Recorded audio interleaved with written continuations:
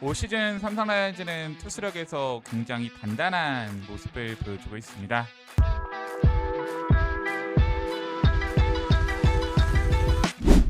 삼성 라이온즈의 올 시즌 팀 평균 자책점은 4.06으로 리그 3위입니다. 프라도, 원태인, 오러클린이 바탕이 되는 단단한 선발진도 평균 자책점 4.22를 기록하면서 리그 4위로 준수한 기록을 보여주고 있지만 삼성 라이온즈가 평균 자책점이 낮은 이유는 지금 리그 최고의 필승조라 불릴 수 있는 김재훈 선수와 이승민 선수를 바탕으로 한 불펜의 평균 자책점이 3.84로 리그 1위이기 때문에 지금 전체적으로 실점을 웬만해서는 안 내주는 팀이다 라고 보시면 좋을 것 같습니다. 올 시즌 삼성 라이온즈는 단단한 투수력을 바탕으로 이기는 경기들이 꽤 됩니다. 키움과의 경기 타자들은 비록 어려운 모습을 보여주었지만 단단한 투수력으로 키움의 공격을 잘 틀어막았고 삼성 라이온즈가 2번 연속 끝내기 승리를 하면서 결국 삼성 라이온즈가 이번 키움과의 시리즈에서는 강력한 투수력으로 이겼다라고 보시면 좋을 것 같습니다. 삼성 라이온즈가 이렇게 강력한 투수력을 보이는데 지난 키움과의 시리즈 6이닝 이상을 소화했던 원태인 선수와 최원태 선수의 좋은 활약도 있지만 저는 개인적으로 불펜에 정말 뛰어난 활약이 있었기 때문에 가능하다 생각합니다. 이승민 선수와 김재훈 선수는 너무 잘 던지기 때문에 말할 필요도 없고 최근에 미야지 유라 선수와 김태훈 선수와 최지강 선수가 놀랍게도 좋아진 모습을 보이고 있습니다. 그렇다면 이 3명의 선수 무엇이 과연 좋아졌을까요? 오늘 영상에서는 이 3명의 투수 피칭이 좋아진 이유에 대해서 얘기를 드릴까 합니다. 먼저 미야지 유라 선수에 대해서 얘기를 드리겠습니다. 이 미야지 유라 선수는 입단 당시만 하더라도 158km를 던지는 파이어볼러 아시아 쿼터 불펜 자원으로 매우 기대를 받았습니다.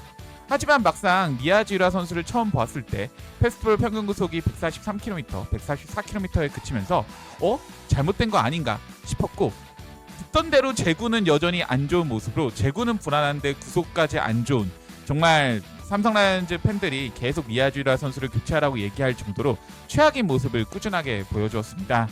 하지만 최근 미야지 유라 선수가 달라졌습니다. 미야지 유라 선수는 올 시즌 첫 경기에 평균 구속 143.9km를 기록하면서 구속에 있어서 굉장히 실망스러운 모습을 보여줬는데 최근 평균 150.8km를 기록하면서 패스트볼 구속이 확 올라온 모습을 보여주고 있습니다. 그럼 어떻게 미야지 유라 선수의 패스트볼 구속이 이렇게 올라온 것일까요? 일본 시절 미야지 유라 선수의 피칭을 보면은 백스윙이 짧고 대신 팔각도가 낮았습니다. 백스윙이 짧지만 팔각도가 낮았기 때문에 스윙을 크게 가져갈 수가 있었고 패스트볼의 구속은 굉장히 좋았지만 패스트볼의 회전수나 이 구위 지표는 다소 아쉬운 모습으로 일본에서의 평가를 보면 미야지 유라 선수의 패스트볼 구속은 빠르지만 헛스윙 삼진을 잡기 어렵다라는 구종으로 평가를 받기도 하였습니다. 시즌 초 삼성 라이온즈는 미야지 유라 선수의 패스트볼의 구위를 더욱 활용하기 위해 팔각도를 조금 높이는 작업을 했습니다. 그렇기 때문에 미야지 유라 선수는 올 시즌 초 짧은 백스윙에 살짝 높아진 팔각도로 공을 던졌고 패스트볼의 구위는 올라온 듯한 모습이 보였지만 구속이 급격하게 하락하는 모습을 보여줬습니다. 물론 미야지 유라 선수가 일본 시절에도 평균 구속이 150이 넘어가는 그런 투수는 아니었지만 원래 평균 구속이 147, 148 이 정도로 기록했던 투수였는데 삼성 라이온즈에서 처음으로 보였던 미야지 유라 선수는 140 초중반을 기록하면서 구속에 있어서 매우 아쉬운 모습을 보여줬습니다. 하지만 수직 무브먼트는 예전에 들었던 평가보다 좋아진 모습으로 여기서 구속이 빨라지면 조금 더 기대할 수 있는 요소가 있다라는 생각이 들었습니다. 그리고 미야지 유라 선수는 최근에 그 모습이 완성이 되었습니다.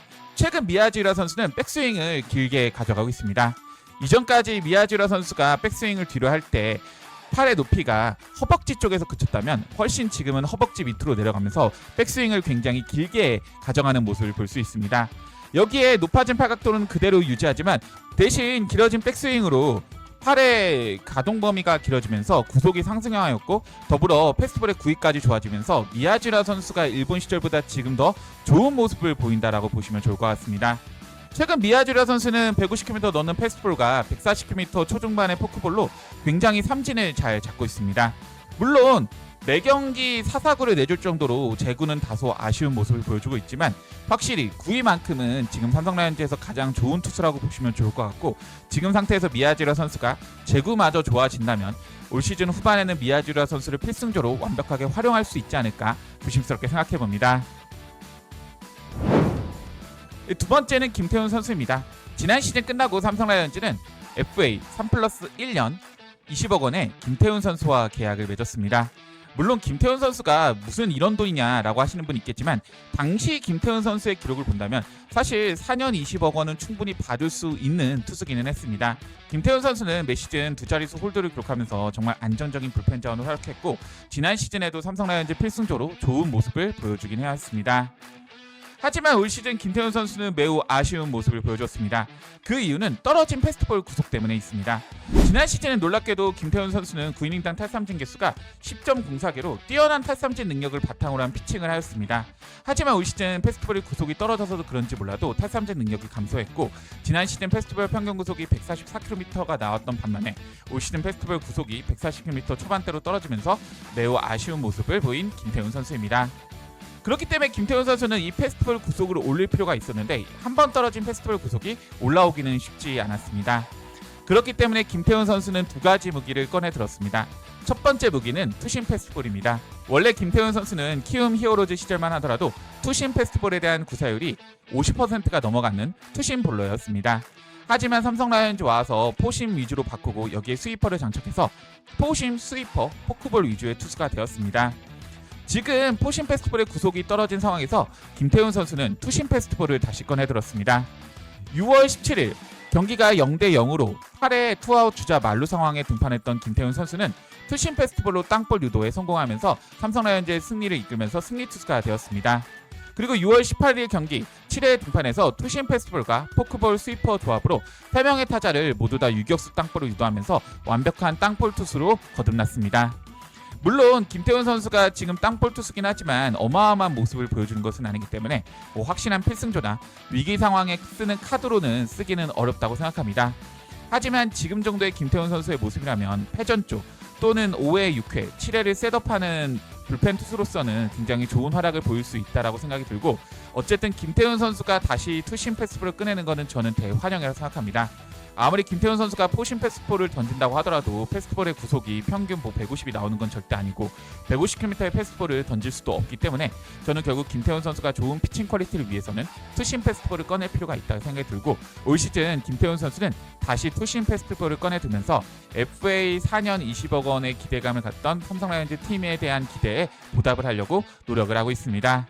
그리고 김태훈 선수가 준비한 또 다른 무기는 독특한 키킹입니다. 지난 경기 김태훈 선수는 와인드업 상황에 왼발이 3루 쪽을 한번 찍고 킥하는 독특한 모습을 보여줬습니다. 원래 와인드업 상황에는 왼발이 오른발보다 뒤에 1루 쪽을 향했다가 크게 킥을 하는 것이 보통 예시적인 상황이라고 볼 수 있는데 김태훈 선수는 왼발이 뒤로 갔다 다시 왼발이 앞으로 가서 킥을 해갖고 되게 변칙적인 투구폼을 보여줬습니다. 이런 투구폼을 하는 이유는 타자와의 타이밍 싸움에서 이기기 위해서라고 생각합니다.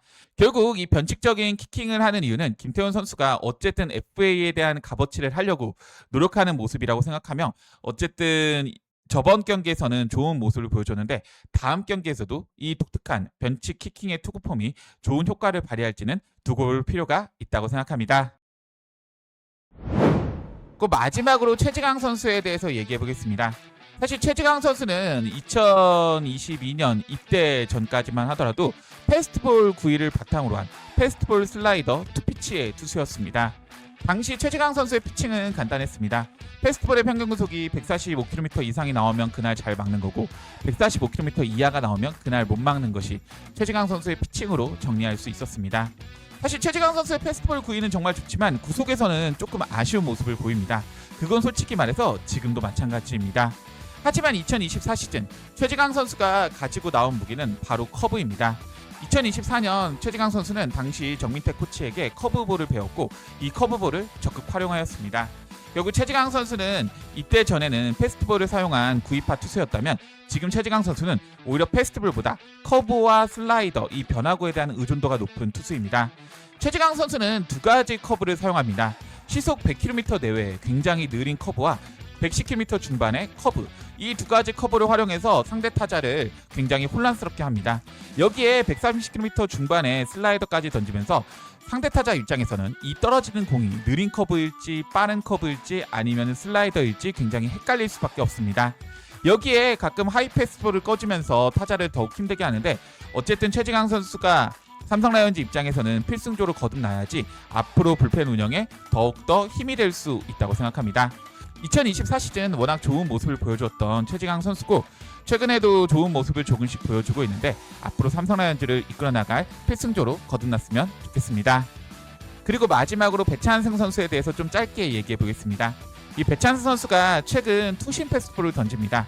이 최근 클로저 모습을 본다면 배찬승 선수가 투심 패스트볼을 던지는 것은 거의 확실하다고 볼 수 있는데, 배찬승 선수의 포심 패스트볼은 패스트볼의 구속이나 회전 수도 생각보다 나쁘지는 않습니다. 하지만 회전율이 매우 떨어지는 모습으로 구속에 비해 구위가 아쉬운데, 저는 배찬승 선수에게 이 투심 패스트볼이 하나의 무기가, 하나의 해결책이 될 수 있다고 생각이 듭니다. 지금 배찬승 선수는 패스트볼, 슬라이더 두 가지 공을 활용하는 모습을 보이는데, 패스트볼도 제구가 안 되고 슬라이더도 제구가 안 되는 모습을 보여줍니다. 근데 배찬승 선수는 의외로 투심 패스트볼이 제구가 되는 모습을 보여주는데, 아마 다음 경기에서는 이 투심 패스트볼을 조금 더 적극적으로 활용하지 않을까, 이런 생각을 해봅니다. 오늘 영상이 맛있다면 좋아요, 구독, 클릭 부탁드리겠습니다. 저는 다음 영상으로 여러분을 찾아뵙겠습니다. 이만 청청!